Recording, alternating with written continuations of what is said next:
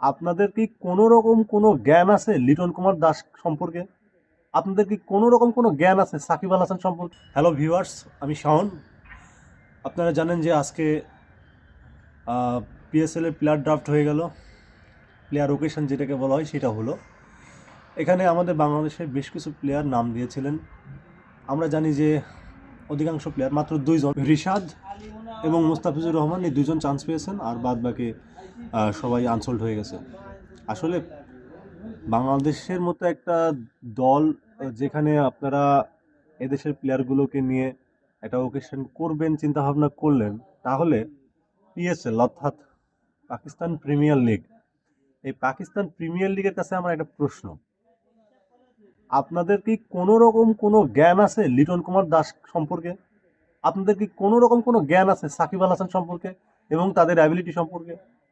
Liton Kumar Das, mister captain of Bangladesh right now, and তার form সম্পর্কে আসলে বলার কিছু নেই। এবং এবং আমাদের বাংলাদেশ টি-20 বয়কট করার পরে আমরা একটা ঘরোয়া টুর্নামেন্ট করলাম, সেখানেও চ্যাম্পিয়ন দল এই লিটন কুমার দাস।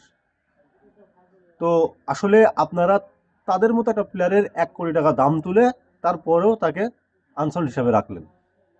এই ধরনের মজা আমার মনে হয় না করলেই আপনারা পারতেন। আর আরেকটা বিষয়, যে আমি খুব রিসেন্ট দেখলাম যে আফগানিস্তানের 4-5 জন ক্রিকেটার, খুবই নামি দামি ক্রিকেটার, তারা পিএসএল থেকে নাম সরিয়ে নিয়েছে।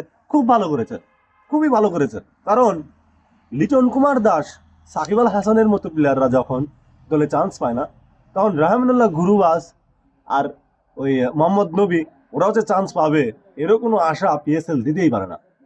তো আমরা বিপিএল এ যেমন পাকিস্তানের প্রত্যেকটা প্লেয়ারকেই নেওয়ার চিন্তা ভাবনা করি, এবার থেকে আমাদের চিন্তা ভাবনা একটু চেঞ্জ হবে। আমরা দেখবো যে আসলে পাকিস্তানের প্লেয়ারদেরকে নেওয়া চলে কিনা। কারণ রিসেন্ট পাস্ট আমরা কিন্তু পাকিস্তানের থেকেও ভালো টি-20 খেলছিলাম।